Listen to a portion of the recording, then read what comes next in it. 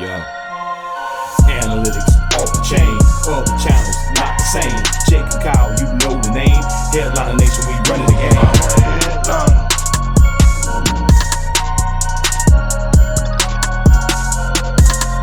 I'm a headliner. What is going on, Headliner Nation? Jake, Fantasy Headliners. Hopefully everybody's doing well out there today. We're talking about some free agency winners, and not so much just the guys that, are going to the new teams, but maybe some of the surrounding players on those teams now are really going to be impacted by a few of these moves, and that's kind of what I want to talk about today. Got a whole laundry list full of names to go through. Now, before we get into that list, I have things to give away. If you watched our show last week, I said, hey, I got a signed Dalvin Cook jersey from Pristine Auction. Who's interested in it? All you had to do was go over to pristine.com, sign up for a new account, and use the referral code Headliners, and leave a comment down below on that video. Well, time to pick a winner. And the winner of the signed Dalvin Cook jersey is none other than Eric E. Congratulations, Eric. Everybody tell Eric congratulations down in the chat here. Going to be sending him out a signed Dalvin Cook jersey, but don't forget, we're doing weekly giveaways all year long. Stay subscribed because we got a ton of great things coming up from our friends over at Pristine Auction. So now it's time to get into what is this week's giveaway. What do we got under our sleeve this week? It's pretty sweet. I'm not going to lie here. Let me switch cameras here so you can see a little bit better. Let me go to this side here. We have a signed mini helmet of Notre Dame signed by the Bus, Jerome Bettis. Right there. You can see it. Kind of a little bit of a glare, but you know what it is? That is awesome. A signed mini helmet of Jerome Bettis for the Notre Dame Fighting Irish. So if you're interested in this, link down below. Head over to pristineauction.com. Sign up for a free account. Doesn't cost you anything. Use the referral code Headliners. Then you're eligible to win. Then you leave a comment down below, hit that like button, and we'll be picking a winner each and every week for a new item. Looking forward to doing that. But now is the time where we dive in and talk some free agency, right? There's been a ton of moves. Probably, in my opinion, the most fun, I'm going to say that, the most fun offseason I've had in the NFL in quite some time. There's been so much movement with so many big-name players. It's made my tail wag here this offseason. And not very many times throughout the offseason does that happen, especially in March. But let's go ahead and dive right into it. The first teammates we're going to be talking about, Joe Burrow and Joe Mixon. And holy offensive line upgrade here. They signed guard Alex Kappa away from Tampa Bay. He's been protecting Tom Brady. They signed center Ted Karras away from New England. They've signed tackle Lyle Collins away from Dallas. Now you add them to a few pieces that they already have, right? They have Jonah Williams and Riley Reif there. He should be back and healthy this season. And now you arguably have one of the best offensive lines in all of football there in Cincinnati, which is crazy to think about because Joe Burrow has been sacked a butt ton, right? I mean, just last season, Joe Burrow himself was sacked 51 times. 51 times in 2021, and they know they need to protect the franchise there in Joe Burrow. But then we kind of look at Joe Mixon. Behind that makeshift line that everybody wanted to make fun of last year, Joe Mixon combined for 1,500 total yards, and now we're going to give him an upgraded offensive line? I mean, I'm excited. That is a great upgrade there. Love the offensive line additions to the Cincinnati Bengals. Let's move on. How about Amari Cooper? Now, for years, I wanted to refer to him to Amari Pooper because he just wasn't that great. He was super inconsistent. You didn't really know what you were going to get on a weekly basis. And now Amari Cooper goes to Cleveland. At the time that happened, I didn't love it. Now Deshaun Watson is there. And I'll tell you what, I like it a whole lot more right now, especially since there's no other stud wide receivers there right this second, right? I mean, now there's some rumors floating around that they could be going after the likes of Will Fuller. They could be going after Jarvis Landry and bringing him back, but they did also lose Austin Hooper. They brought back David Njoku, but he hasn't really been a thing. But what I really need to pay attention to here is Kareem Hunt. Now, a lot of you guys are saying, what's wrong with Kareem Hunt? Nothing right now. But in my mind, this is the perfect opportunity if the Browns want to try to gain a draft pick, make a trade for another need, Now is the time to do it with Kareem Hunt. He's got no dead cap this year, and he's only making like $7 million, which could make him super easy to flip if need be here this offseason at some point if that happens. Oh man, my Chubb it's gonna be at a whole nother level. As of right now, Amari Cooper in line for right around 140 plus targets, solid wide receiver too in 2022. But then we're talking about Nick Chubb, so let's just bring him up for a second. And what about the Deshaun Watson effect there with Nick Chubb, right? I mean, it's improved quarterback play, which is going to keep defenses honest. That's not something that Baker Mayfield was really able to do. Chubb faced stacked boxes 28% of the time, which was the second highest in the NFL among all running backs. He faced, on average, 7 defenders in the box. That's the second highest in the NFL as well. Now, the offensive line still pretty much intact with the exception of J.C. Treader, who was released, trying to make some of that room for Deshaun Watson. They also lost Austin Hooper, which hurts somewhat from a blocking perspective because he's a great blocking tight end, but still a solid overall offensive line and now an improved passing game to pull some of the defenders outside of the box. Do they bring back Jarvis Landry? If they do, loving myself some Nick Chubb here once again this season. What about a quarterback? Let's talk about Derek Carr for a second. I mean, this dude, he basically only had Hunter Renfrow all year for the most part, at least consistently.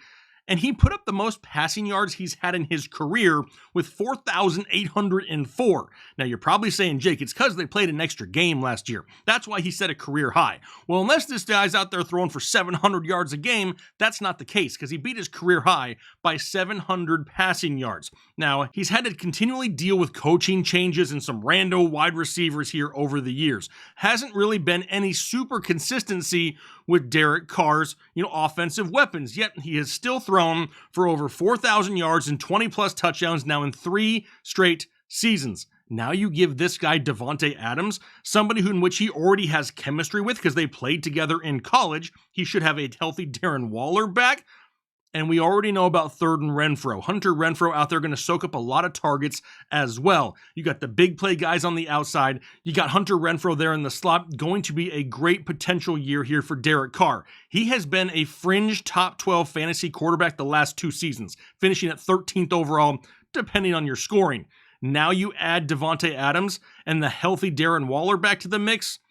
This could be the year that Derek Carr cracks the top 12.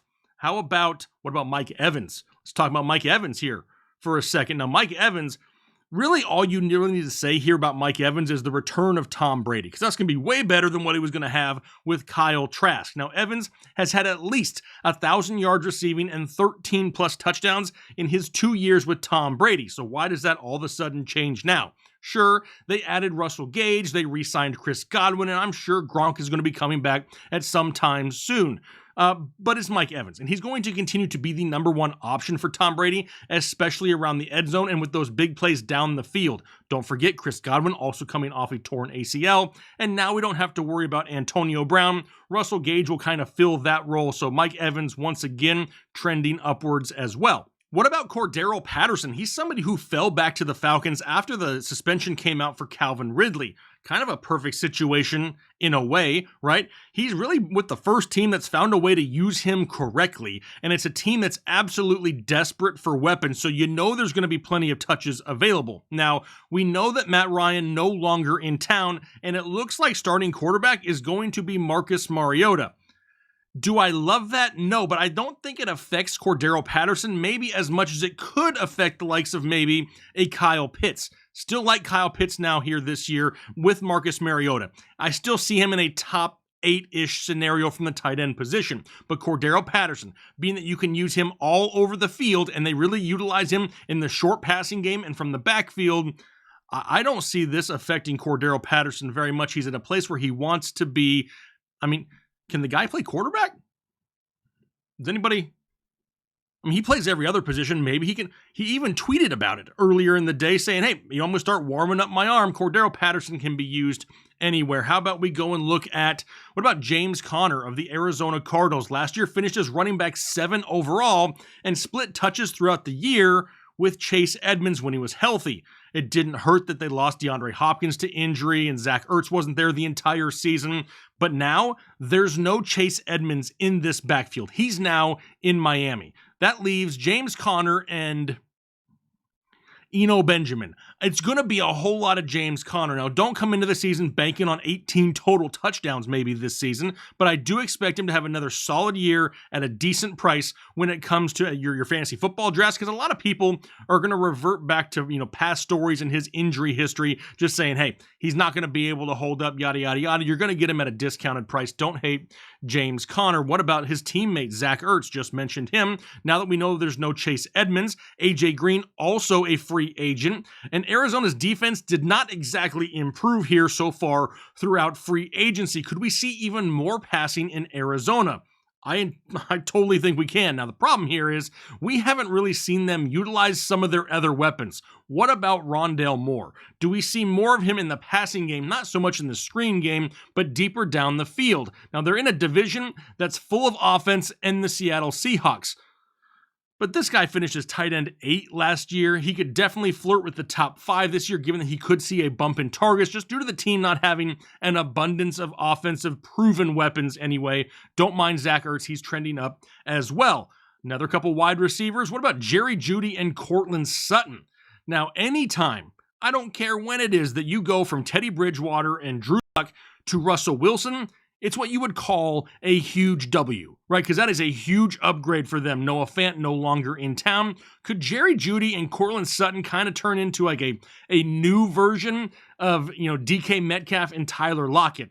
Somewhat different skill sets, but similar type roles. I really think something like that could happen. One big difference here, though, is I really expect them to let Russ cook a lot in Denver. I don't expect them to try to handcuff him a little bit. I think we see older Russell Wilson come back a little bit here this year in Denver. Then you add in the division they play in. Look at the AFC West. The Los Angeles Chargers, stacked. You got the Kansas City Chiefs, stacked. What about the Las Vegas Raiders? They just added Devontae Adams. There, stacked. Dear Lord, so much need for offense. Jerry Jeudy, Courtland Sutton, both free agency winners in my book. How about Hollywood Brown? Marquise Hollywood Brown. I mean, Baltimore has had a ton of opportunities to bring in some free agent wide receivers here this offseason to really surround Lamar Jackson with more wide receiver talent, and they didn't even do it. At least not yet. They didn't do it. And Hollywood has seen his targets, receptions, and yardage all increase over the last 3 years straight. We know J.K. Dobbins and Gus Edwards will return, but Hollywood Brown is the #1 wide receiver for the Baltimore Ravens once again. Sure, we do like ourselves some Rashad Bateman, and we're not forgetting about Mark Andrews, who's really probably the safest option in this offense. But as of right now, big winner, Hollywood Brown, because he's not losing very many targets. Speaking of targets, though, what about Dalton Schultz? This dude's going to see a ton of volume. Dallas just lost Amari Cooper, Cedric Wilson. You got Michael Gallup coming off of a torn ACL, and they no longer have Blake Jarwin. Sure, they brought in James Washington, but he's not a big volume type guy. Schultz just last year was #2 on the team in targets, and that's with all those weapons we just named off, and he still finished as tight end 4 overall. We know Dallas is going to throw a lot, and the stars are aligning for Dalton Schultz to be definitely a solid tight end this year in fantasy football. Another tight end, what about Big Bob Tunyon? Now he's back in Green Bay coming off of his ACL tear, and now there's no Devontae Adams in town, which that leaves a ton of targets up for grabs for sure. And Aaron Rodgers, if you follow him at all throughout his career, you know he kind of finds the guys that he trusts and really locks onto them. We know he trusts Big Bob Tunyon, and he's not afraid to throw him the ball down the field. They have to add wide receivers. I mean, right? They have to. They can't go into the season with Randall Cobb and Alan Lazard, Amari Rodgers. I mean, can they? Is that what they're going to do? They're going to pay Aaron Rodgers all that money and give him the scraps? They have to add more people, but I still think Big Bob Tunyon is going to be one of the safer options in this offense. Then, lastly, let's talk about Ryan Tannehill here for a second. Now, there's got to be some more passing coming in Tennessee, right? They need to limit Derrick Henry a little bit so they can keep him fresh and healthy and have him the entire season. Plus, they added in Austin Hooper and Robert Woods. Perfect. You add that to the fact they already have A.J. Brown, Derrick Henry in the backfield. Ryan Tannehill's going to have an opportunity to maybe not be one of those 4,500-yard passing guys, but he could definitely flirt with 4,000 yards and 30 touchdowns this season and be a value during your fantasy football drafts because people are going to remember 2021 and not really look forward to 2022. Ryan Tannehill could be an absolute steal and has definitely been a free agent winner. But it's still a lot of fun, right? As these free agency moves are happening, we get to kick back, relax a little bit, try to dissect some of these moves and what the teams may look like, and it really gives us a little bit of excitement throughout the offseason. I know I've been super pumped trying to dive into these new teams. I mean, it's basically like we have new NFL teams because so many big-name players have switched roles and switched towns. That changes the landscape of the entire NFL and makes it really interesting once again. Don't forget, sign up for your free account. You know, we're giving away all those items, pristineauction.com, referral code headliners. There's a link down below in the description. Make sure you sign up for that and then leave a comment, hit the like button, and you'll be entered in to win this autographed mini helmet signed by the bus, Jerome Bettis. Greatly appreciate the support here throughout the offseason. Hit that subscribe button if you haven't already. We'll keep you covered with all things NFL throughout the offseason, and then we're going to absolutely dominate some fantasy football here this year. But until then, hopefully you guys have a great rest of your day, a great week. We'll talk to you later. I'm a headliner.